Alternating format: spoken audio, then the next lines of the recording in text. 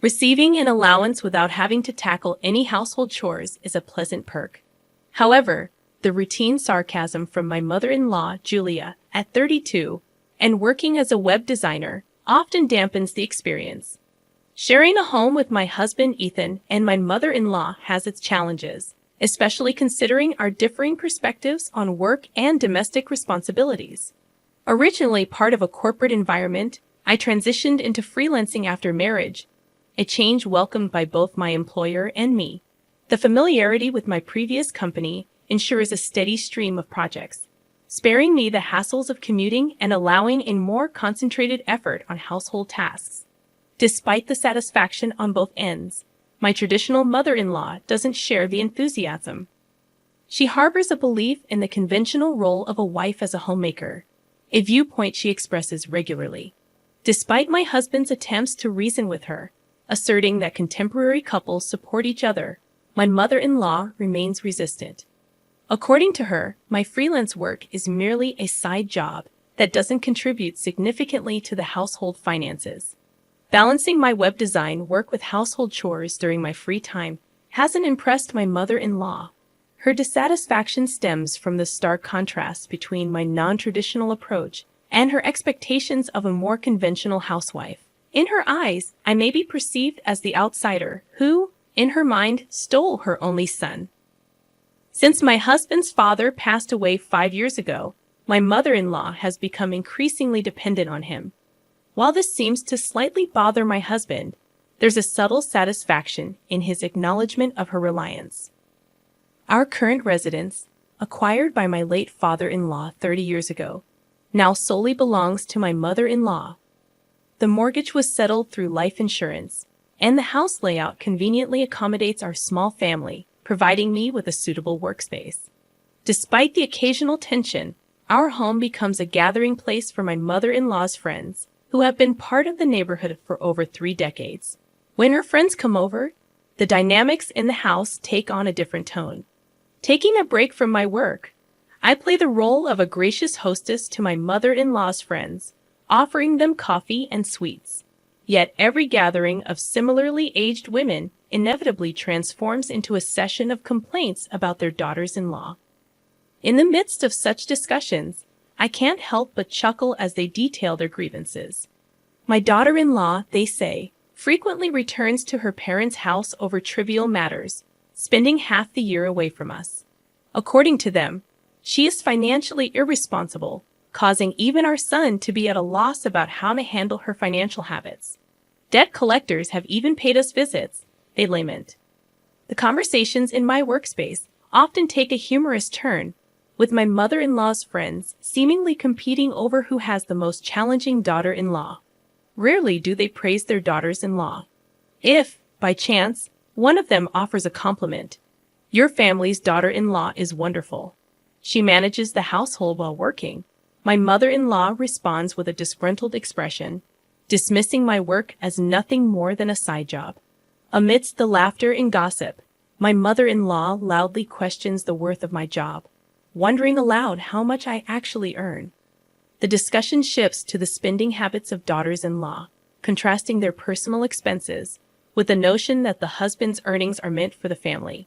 The room erupts in laughter at this notion, reminiscing about the unthinkable nature of such discussions in their younger days. Unable to endure the repetitive tales of the past, I drown out the noise with headphones, focusing on my work. The modern-day daughter-in-law, myself included, often becomes the target of belittlement, making it unbearable to listen. One day, during a family dinner, my husband suggested buying a new car. My mother-in-law, quick to react, questioned why he needed his wife's consent for such decisions. Despite my husband's attempt to explain that it's a family decision, my mother-in-law insisted that he, the one with a driver's license, should choose any car he likes. Caught in the middle, my husband sought my help, and I diplomatically deferred the decision to him. The incident highlighted the ongoing dynamic where my husband always consults both me and my mother-in-law before making significant decisions, a practice my mother-in-law staunchly defended. While not inherently self-centered, my father-in-law had a penchant for making independent decisions, a trait my mother-in-law often lamented. My husband, raised by such parents, developed a belief in avoiding selfishness. On the contrary, my mother-in-law, influenced by the patriarchal behavior of my father-in-law, adhered to the notion that it was the norm. My mother-in-law's irritation towards my husband when he seeks my opinion circles back to me, with accusations that I am always too strict. I found myself at a loss for words in response to her criticism, as it's true that I tend to voice my concerns rather than making decisions independently. To my surprise, my husband, aligning with his mother, blamed me for his inclination to check with me before acting. Months into our marriage, I realized that my husband never defended me in front of his mother, even when it was just the two of us. His apologies and claims of prioritizing me seemed less convincing over time. The recent incident of choosing a new car cast a shadow on our relationship. Initially considerate, my husband ultimately failed to support me in front of his mother. Concerns about our future together began to surface, and I pondered alternatives to the current dynamics. I wished my husband would not mistake indecisiveness for kindness, and I longed for my mother-in-law to express her thoughts more directly. A month later, my husband's new car arrived, and the enthusiasm was palpable. The joyous invitation for a drive and the admiration from my mother-in-law turned sour when the cost was revealed: $660,000. Shocked by the extravagant choice, I confronted my husband about the financial implications, only to receive nonchalant responses and an offer to use a loan. My mother-in-law, quick to defend my husband, criticized my complaints about the expenditure, stating that I had given him the freedom to decide. Frustrated, I questioned the feasibility of affording such a luxury, only to be met with my mother-in-law's sharp retort: "It's not like you're paying, so you have no right to complain." Feeling unheard and dismissed, I argued that I contribute to the family income through my work. However, my mother-in-law, with an unusual harshness, questioned the legitimacy of my earnings, asserting that my little side job couldn't possibly match my husband's substantial income of over $100,000 a year. She regarded me with contempt, and just as I was about to assert that my earnings supported us, I noticed my husband had disappeared. Tolerating this treatment for too long, I reached my limit. My mother-in-law's declaration, "A daughter-in-law like you should just get out," echoed in my ears. It wasn't only her putting up with things, and discussing my salary seemed trivial now. Angry at her words and disappointed by my husband's indifference, I felt he was to blame for our dispute, given his usual indecisiveness. Fed up, I declared, "Understood then. I will leave," and headed to my workspace to pack up my computer and essentials. As I left the house, I informed my mother-in-law that I would return for the rest of my belongings later. Her angry gaze followed me, while my husband remained unseen in his room. As my mother-in-law screamed, "When you step into this house again, it will be after signing the divorce papers," I left without responding. Her abusive words, a first-time experience, bewildered me, but I chose not to engage further. Leaving my husband's house, I sought refuge at my parents' home. Surprised, my mother inquired about what had happened. Unable to specify, I lamented my lack of judgment and how my husband, who once cherished me deeply, had changed. Sharing the interactions with my husband's family with my parents brought some relief. With no children in the picture, my mother advised me to consider divorce sooner rather than later, given my financial independence. Over the weekend, with my father's help, I moved my belongings out of my husband's family home. My husband and mother-in-law remained elusive. Standing in front of my husband's room, I quietly spoke, "You took care of me for a long time. Can you sign the divorce papers?" Slipping the documents under the door, I heard his indifferent voice, "I've signed it. We're done here." As the divorce papers were returned to me, ending my marriage without a word to my mother-in-law left me with a lingering sense of sadness. After 2 years in a house filled with few happy memories, I decided to quietly leave and head to the city office to submit the divorce papers. If a piece of paper could resolve everything, then all the better. The plan was to stay at my parents' house for the time being and continue my work there as I prepared to embark on a new life alone. As I geared up for this solo journey, my mother suggested I stay with them for a while, stating it would be less worrying than living alone. My father, too, voiced his concerns, warning that Ethan and his mother could unpredictably show up at my place. Although I initially considered such scenarios unlikely, life at my parents' home proved comforting. Thankfully, my job flexibility allowed me to work from anywhere, so I decided to extend my stay at my parents' house for a while. 2 months passed, and just as my ex-husband and mother-in-law were fading into distant memories, an unknown number flashed on my phone.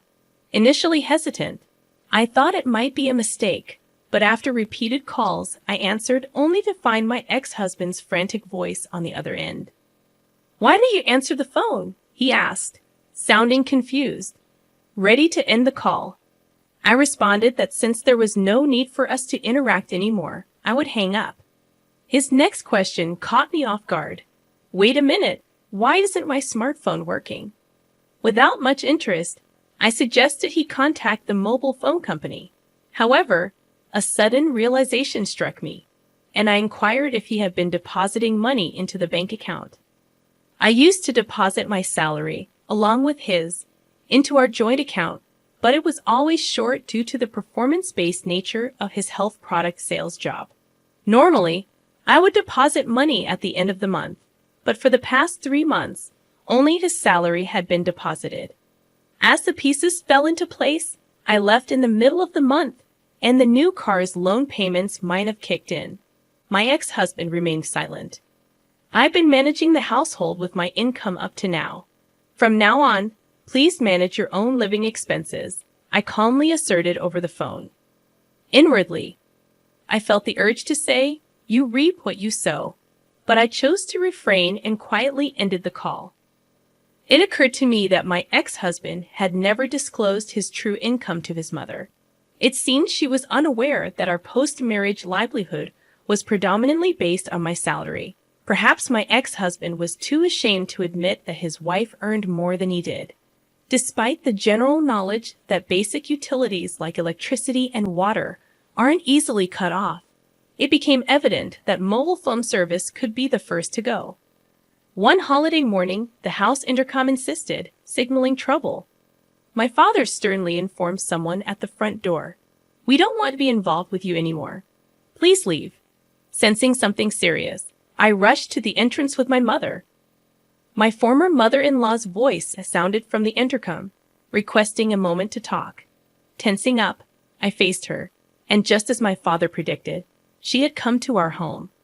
Anger filled her face as she exclaimed upon seeing me. She blamed me for not making the monthly deposit, resulting in the electricity and water being cut off. We were all stunned by this revelation, unsure of what she meant. My ex-husband, attempting to intervene, declared, "Mom, stop it.